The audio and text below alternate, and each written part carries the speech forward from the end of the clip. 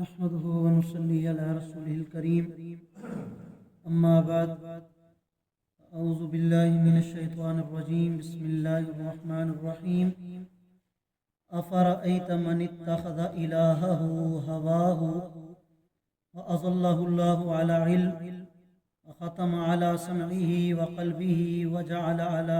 بصره غشاوة فمن يهديه من بعد الله افلا تذکرون۔ صدق اللہ العظیم۔ سورۃ الجاثیہ کی آیت نمبر 23 آپ حضرات کے سامنے تلاوت کی ہے۔ آیت کریمہ کا ترجمہ یہ ہے، اللہ رب العالمین ارشاد فرما رہے ہیں، میرا پیغمبر آپ مجھے اس شخص کے بارے میں بتلائیے کہ جس نے اپنی خواہشات کو اپنا معبود بنا لیا ہو اور اللہ رب العالمین نے اس کو علم کے باوجود گمراہ کر دیا ہو، اور اللہ تعالیٰ نے اس کے کانوں پر اور اس کے دل پر مہر لگا دی ہو، اور اللہ تعالیٰ نے اس کی آنکھوں پر پردہ ڈال دیا ہو، تو پھر کون ہے جو اسے سیدھے راستے پر لے آئے اللہ تعالیٰ کے بعد؟ افلا تذکرون، کیا پھر بھی تم اس سے سبق حاصل نہیں کرتے؟ اس سے ماقبل آیات کریمہ میں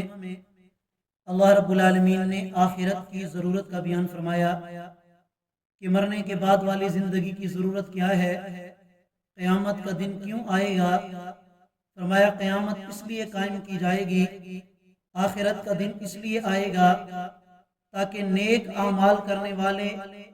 اور برے اعمال کرنے والوں کے درمیان انصاف ہو سکے۔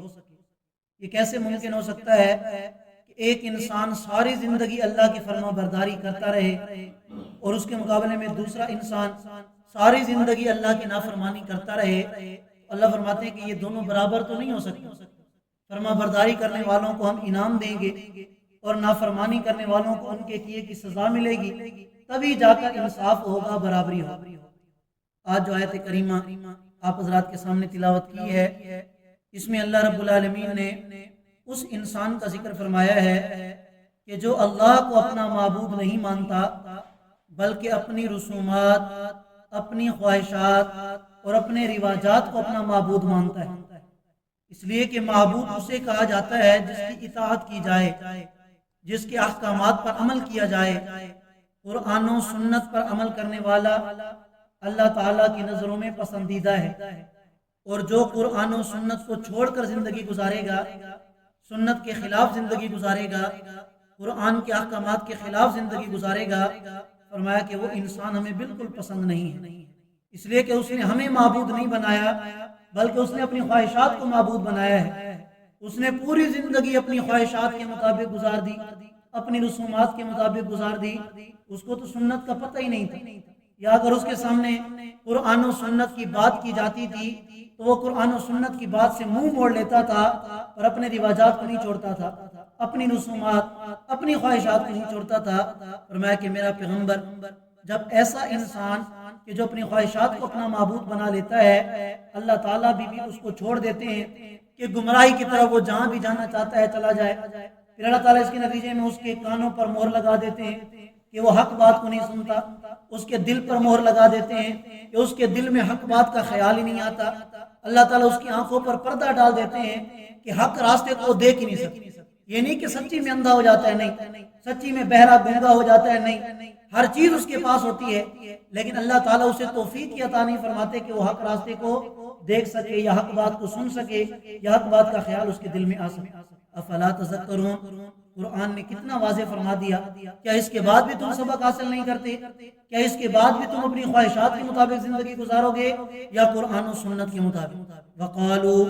اور یہ کافر لوگ کہا کرتے تھے، ما ہی الا حیاتنا الدنیا، کہ ہماری زندگی تو صرف دنیا کی زندگی ہے۔ جو قیامت کے قائل نہیں تھے، جو قیامت کو نہیں مانتے تھے، وہ کہا کرتے تھے کہ ہماری زندگی تو بس یہ دنیا کی زندگی ہے، نموت و نحیا، ہم اسی زندگی میں مرتے ہیں اور جیتے ہیں۔ اللہ معاف کرے، الحمدللہ ہم سب مسلمان ہیں، ہمارا یہ عقیدہ ہے کہ قیامت آئے گی، ہم نے اللہ کو حساب و کتاب دینا ہے، لیکن جس طرح کی زندگی ہم غفلت میں گزار رہے ہیں، اللہ معاف کرے، گویا ہم بھی یہ سمجھتے ہیں کہ ہم نے سب کچھ، بس ہماری یہ دنیا ہی ہے، مرنا تو ہم نے ہے نہیں، حساب و کتاب تو ہم نے دینا نہیں، جس طرح کی ہم عملی زندگی گزار رہے ہیں، عقیدہ ہمارا ہے،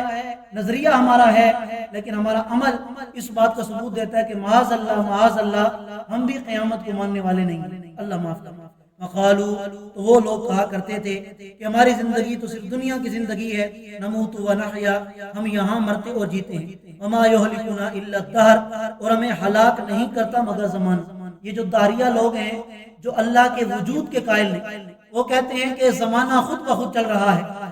اور جب ایک وقت آتا ہے کہ آدمی ایکسپائر ہو جاتا ہے بس وہ مر جاتا ہے، کوئی ایسی ذات نہیں جو دنیا کا نظام چلا رہی ہے، وہ اللہ کے وجود کے قائل نہیں، اور وہ کہتے ہیں کہ ہم مرتے اور جیتے ہیں، اچانک ہمارے اوپر موت آ جاتی ہے یا کسی کو زندگی مل جاتی ہے، وہ کہتے ہیں خود بخود یہ نظام چل رہا ہے۔ ان سے بڑھ کر کائنات کا بے وقوف اور کوئی ہے ہی نہیں کہ چھوٹی سی اگر کوئی چیز ہو، کوئی نظام ہو، وہ کسی چلانے والے کے بغیر نہیں چل سکتا،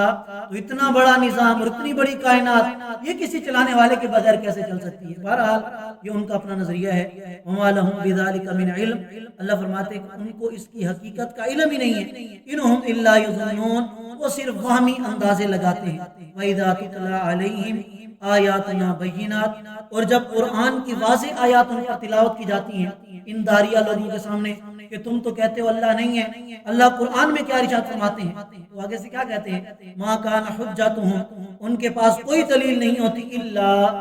مگر یہ کہ وہ کہتے ہیں قالوا ائتوا بآبائنا ان کنتم صادقین، ہمارے آبا و اجداد کو لے کے آؤ اگر تم سچ ہو۔ وہ کہتے ہو کہ تم کہتے ہو کہ مرنے کے بعد پھر زندہ ہونا ہے، تو کہاں ہیں ہمارے آبا و اجداد، ان کو دوبارہ زندہ کر کے ہمارے پاس لے آؤ، پھر ہم مانیں گے کہ مرنے کے بعد دوبارہ زندگی ہے۔ کتنی بڑی بے وقوفی والی بات ہے۔ قل، میرا پیغمبر آپ کہہ دیجئے، اللہ یحییکم، اللہ ہی تمہیں زندگی دیتا ہے، ثم یمیتکم، پھر تمہیں موت دے گا، ثم یجمعکم الی یوم القیامہ، پھر اللہ تمہیں جمع فرمائے گا قیامت کے دن، لا ریب فیہ، جس میں کوئی شک نہیں، ولکن اکثر الناس لا یعلمون، لیکن اکثر لوگ اس حقیقت کو جانتے نہیں ہیں۔ اللہ تعالی ہم سب کو سمجھنے اور عمل کرنے کی توفیق دے۔ جزاک اللہ۔